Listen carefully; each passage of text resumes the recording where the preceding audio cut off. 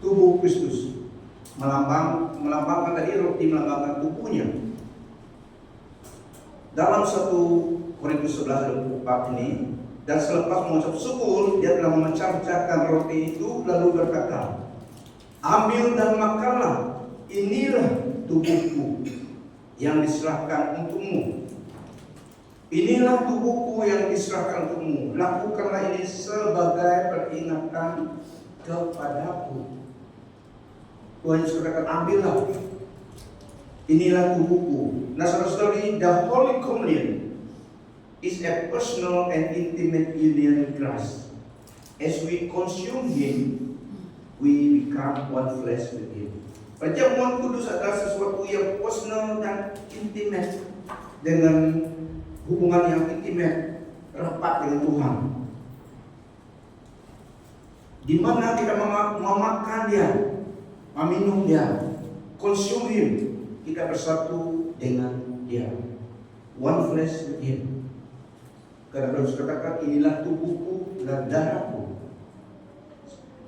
Yohanes 6 ayat 51 sampai 58 dan 63. Tuhan Yesus berkata, akulah roti hidup yang telah turun dari surga. Jikalau seorang makan dari roti ini, ia akan hidup selama-lamanya. Dan roti yang kuberikan itu ialah dagingku yang akan kuberikan untuk hidup dunia. Wahai saudara sekalian, orang-orang Yahudi bertengkar antara sesama mereka dan berkata, bagaimana ia ini dapat memberikan dagingnya kepada kita untuk dimakan? Mereka mendengar ajaran Kristus pada masa itu. Mereka krisis, dilema dalam kematian. Orang-orang Yahudi bertengkar antara sesama mereka dan berkata, bagaimana ia ini dapat memberikan dagingnya kepada kita untuk dimakan? Lalu Yesus berkata, maka kata Yesus kepada mereka, aku berkata kepadamu, sesungguhnya jikalau kamu tidak makan daging anak manusia dan minum darahnya, kamu tidak mempunyai hidup di dalam dirimu. Wow, mereka semakin bingung. Bagaimana dia memberi dagingnya kepada kita? Tuhan Yesus katakan dan menekankan lagi,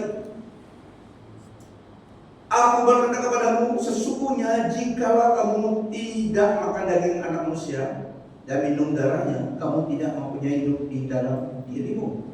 Barang siapa makan dagingku dan minum darahku, dia mempunyai hidup yang kekal, dan aku akan membangkitkan dia pada akhir zaman.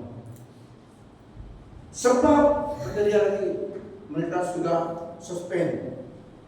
Dia tambah lagi, sebab dagingku adalah benar-benar makanan. Sebab dagingku adalah benar-benar makanan. Ustaz mereka. Ada yang bukan kepala. Sebab dagingku adalah benar-benar makanan, dan darahku adalah benar-benar minuman. Barang siapa makan dagingku dan minum darahku, ia tinggal di dalam aku, dan aku di dalam dia. Sama seperti Bapa yang hidup mengutus aku dan aku hidup oleh Bapa, demikian juga barang siapa yang memakan aku dan akan hidup olehku. Demikian juga barang siapa yang memakan aku akan hidup oleh aku. Katakan Yesus. Mereka orang Farisi Saduki termasuk mereka di situ krisis dalam pengertian mereka. Ajaran bagaimana ya? Inilah roti yang telah turun dari surga, bukan roti seperti yang dimakan nenek moyangmu dan mereka telah mati. Barang siapa makan roti ini, ia akan hidup selama-lamanya. Ada yang mulai tergesa balik, susah ajaran ini, tidak masuk akal, mereka tidak mengerti. Pulanglah kita. Ada yang ego dan sambil ada yang meninggalkan. Yesus katakan, kamu dikatakan 12 seekor ya. Bagaimana kamu tidak kamu tinggal? Petrus kata, bagaimana kami akan meninggal kamu? Kamu memiliki perkataan hidup yang kekal. Yang lain mulai jalan susah ajaran ini. Bagaimana kita mau makan dia, minum dalam dia? Itu pikiran manusia. Memang tidak dapat. Ini ajaran yang demikian susah diterima.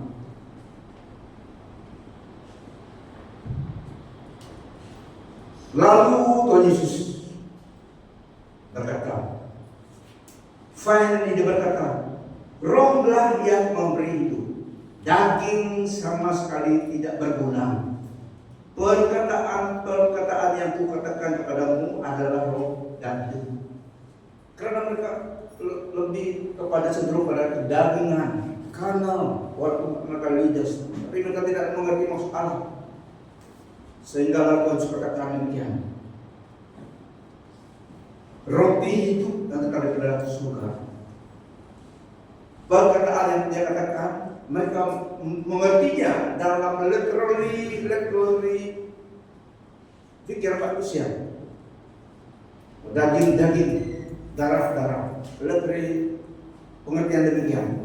Tapi yang Tuhan maksudkan adalah lebih daripada kehidupan di dunia ini. Lebih fokus, emphasize kepada yang kekal, spiritual life, kehidupan rohani. Itulah kelas dia beritahu kepada mereka. Rohlah yang memberi hidup, daging sama sekali tidak berguna. Perkataan yang kukatakan padamu adalah roh dan hidup. Nah, untuk penebusan itu terjadi harus ada sesuatu yang Allah lakukan. Menggantikan dosa itu harus ada bayaran. Itulah Allah dan Yesus Kristus memberikan hidup yang mencurahkan darahnya dan hidupnya. Yang kedua, firman Tuhan mengatakan oleh bilul Kristus kita disembuh, both physically dan spiritually. Oleh luka Yesus, oleh bilul-bilulnya, dia di strike 39 whip Roman soldier itu. Di ujung whip itu ada barang tajam, besi tajam yang digunakan seperti dapat sangkut. Itulah mereka gunakan, bukan whip yang biasa-biasa itu. Tidak, mereka gunakan paling tajam, sehingga waktu mereka sempat belakang Yesus sangkut di situ, ditarik keluar darah dan daging tercabut 39 kali belakang Yesus, badannya ditampuk strike oleh Roman soldier. Yang melakukan tugas itu tidak salah orang, memang orang yang sudah diutus, sudah di training buat kerja itu, Roman soldier. 1 Petrus 2 ayat 24. Dia menanggung dosa kita dalam tubuhnya sendiri. Yang menanggung dosa kita dalam tubuhnya sendiri di kayu salib, supaya kita mati terhadap dosa dan hidup untuk kebenaran. Tafsir baru, ia sendiri telah memikul dosa kita di dalam tubuhnya di kayu salib, supaya kita yang telah mati terhadap dosa hidup untuk kebenaran. Oleh bilu-bilunya kamu telah disembuh. Kamu telah sembuh. Jadi tujuan harus ada substance, membayar dosa, menebus dosa manusia. Tubuh Yesus diserahkan sehingga badan dicampur. Dan juga ada dua application terjadi yang apabila tubuh Yesus diserahkan untuk penebusan, supaya mengesahkan bayaran telah lunas untuk dosa manusia, dan juga untuk kesembuhan physical dan spiritual healing. Itulah ada kesembuhan dapat kita terima daripada tangan Tuhan dengan divine intervention daripada Tuhan. Itulah firman Tuhan juga katakan berdoa kepada sakit karena itu kehendak Tuhan. mendoakan orang sakit dalam nama Yesus, karena oleh belu Yesus kesembuhan itu disediakan. Dengan iman kepada Tuhan, dengan iman kepada Tuhan Yesus yang dia lakukan, belu-belunya itu menyembuhkan. Dia telah membayar kesembuhan kita di tubuhnya. Tubuhnya memikul dosa manusia. Semua dosa ditempatkan, was put on him, dan dia bawa di kayu salib. Beban dosa manusia ke atas Tuhan Yesus Kristus, ke atas tubuhnya. Itulah tubuhnya harus mati, disalib karena tuduhan berdosa, tapi dia menanggung dosa manusia ke atas tubuhnya, sehingga tubuh yang berdosa itu tadi disalibkan. Dia mewakili menanggung dosa dunia. Itulah ada pembayaran settlement hukum dosa Yesus lakukan di atas dirinya. So tubuh yang berdosa ini tadi, semua sampah-sampah garbage dan mereka garbage serap simpan di situ. Semua dosa manusia, orang jahat, orang yang katakan dirinya benar juga, semua orang berdosa diletak ke atas dia menanggung, disalibkan sehingga dia mati untuk menebus dosa manusia. Itu harus terjadi supaya ada pembayaran settlement dosa manusia. So tubuhnya dua application yang Yesus lakukan, menebus dosa dan juga oleh belu-belunya kita percaya pada dia dapat klaim kesembuhan bagi tubuh fisikal kita, dan termasuk spiritual healing, emotional healing, termasuk physical healing. Jesus was whipped with 39 stripes across his back. With each stripe there is healing. Tuhan Yesus disebab 39 kali di belakangnya, dan dengan setiap sebatan itu, stripe itu, ada kesembuhan. Dokter berkata, doctors says that there are 39 kategori diseases. Menurut dokter,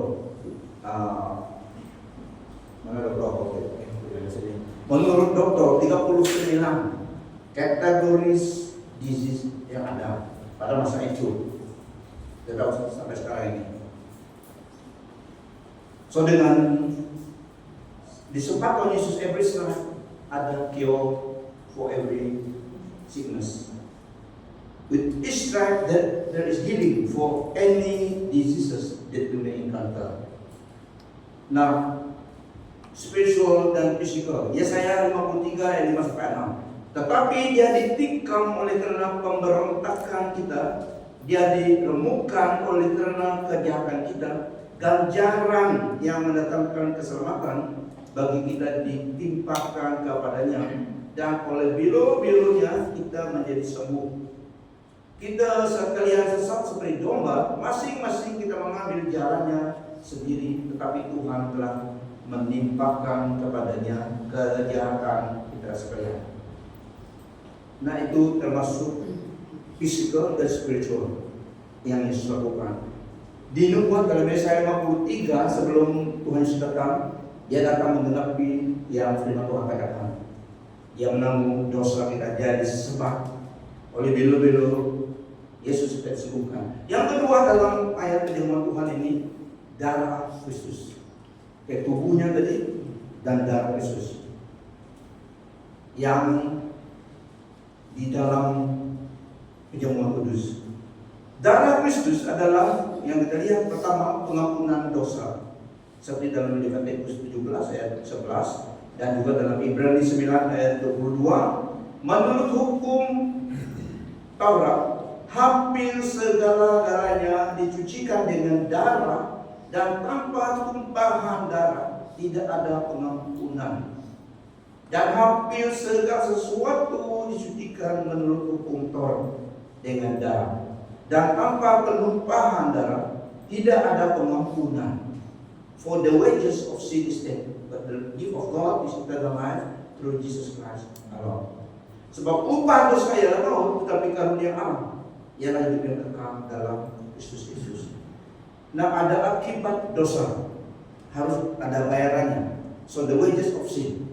Yesus menanggungkan semuanya, mencurahkan darahnya, membayar hukum hutang dosa manusia.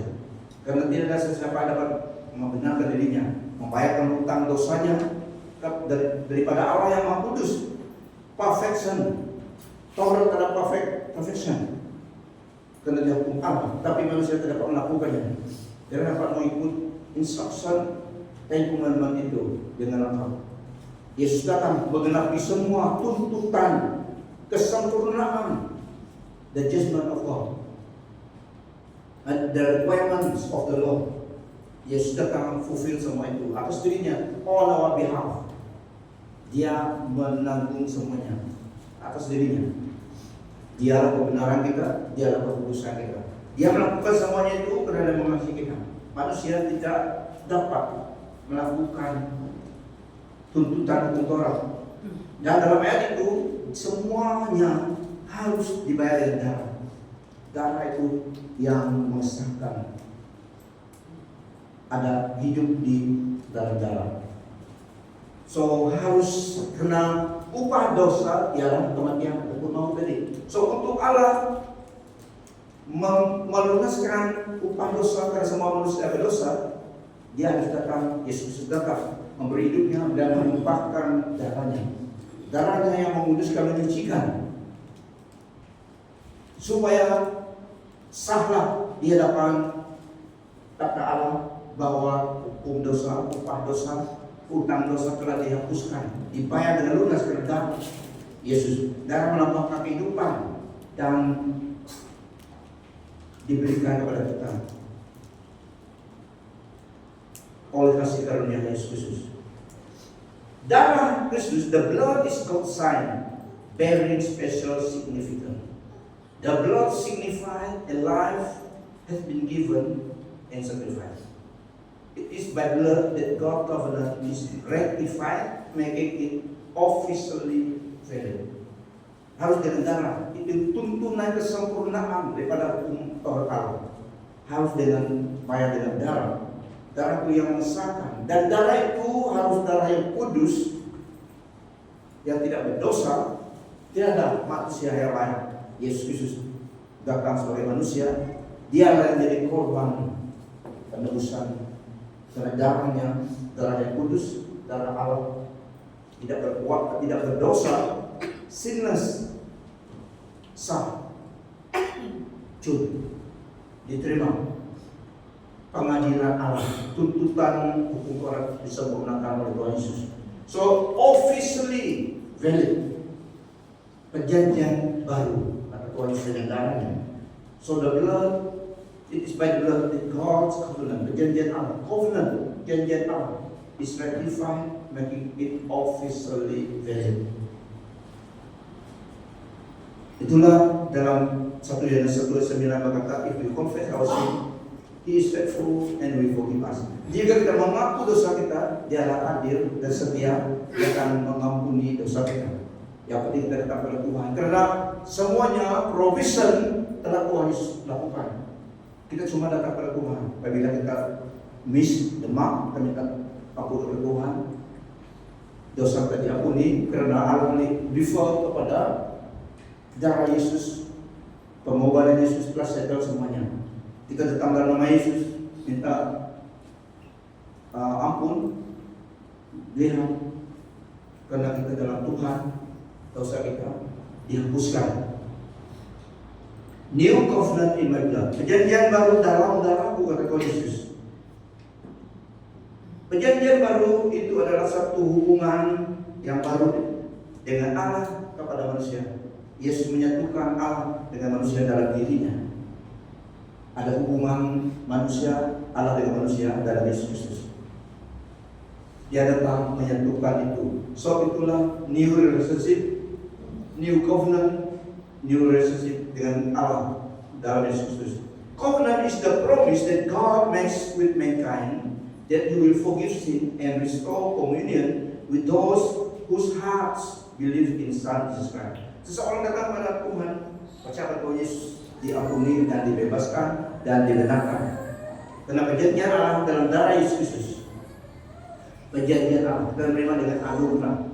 Karena Yesus adalah mediator of the new covenant, perantara perjanjian baru itu.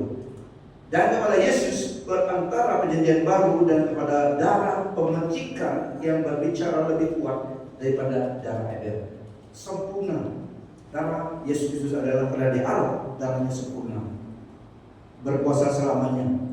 Memberi pengampunan, memberi pemulihan, memberi kesembuhan. Karena Allah sendiri yang sumber kehidupan. So, saudara-saudari, what is the difference between the old covenant and the new covenant? Apa bedanya dengan perjanjian lama dan daripada perjanjian baru? Perjanjian lama, the old covenant is a lifeless code of moral demands, but the new covenant privileges God's power to live for Him. God made the old covenant through Moses on Mount Sinai. The new covenant was made through Jesus Christ. Now, the new covenant is God's commitment to give His people His Spirit so that they can obey Him. Dalam perjanjian baru adalah moral code of moral ethic. Tapi itu daripada Allah, sempurna, tapi manusia tidak dapat mengikutnya karena manusia dalam kedagingannya tidak dapat menyempurnakan. Tapi Yesus datang, Dia yang menyempurnakan itu. So perjanjian baru adalah dalam Dia. Perjanjian lama diberikan kepada Musa, kepada orang Israel, bukan kepada gereja pada masa itu, kepada orang Israel. Tapi tidak ada seorang pun dapat mengikut Ten Commandments itu. Sehingga mereka juga menyembah patung lembu emas. Yesus Kristus datang. Dan perjanjian baru itu Dia memberi rohnya dalam hati orang yang percaya kepada Dia, memampukan kita menyembah Tuhan, memampukan kita ikut perintah Tuhan melalui Roh Kudus yang diberikan kepada kita. Itu differentnya daripada perjanjian baru dan perjanjian lama. Kita bersyukur karena Allah Bapa kita telah lakukan itu melalui dalam Yesus Kristus. Kolose 1:12 sampai 14, kita mengucapkan syukur kepada Bapa kita yang telah melayakkan kita menerima sebagian warisan orang yang saleh dalam cahaya. Dia telah melepaskan kita daripada kuasa kegelapan dan memindahkan kita ke dalam kerajaan Anak yang dikasihinya. Melalui Dialah kita ditebus dan mendapat pengampunan dosa. Nah, saudara-saudari, itu juga penguraian perjamuan kudus, elements yang di dalam roti melambangkan kebutuhan. Sangat penting pengertiannya. Roti itu melambangkan saja. Itu juga cawan air itu melambangkan darah Tuhan. Diperintahkan kepada kita yang percaya pada Tuhan Yesus untuk melakukan itu dalam peringatan akan Dia. So Dia yang memerintahkan Komanas untuk melakukan perjamuan kudus, memperingatkan apa yang Dia telah lakukan kita. Amen. So inilah suatu maknanya pengertian tubuh dan darah Yesus di dalam elements perjamuan kudus yang kita ambil.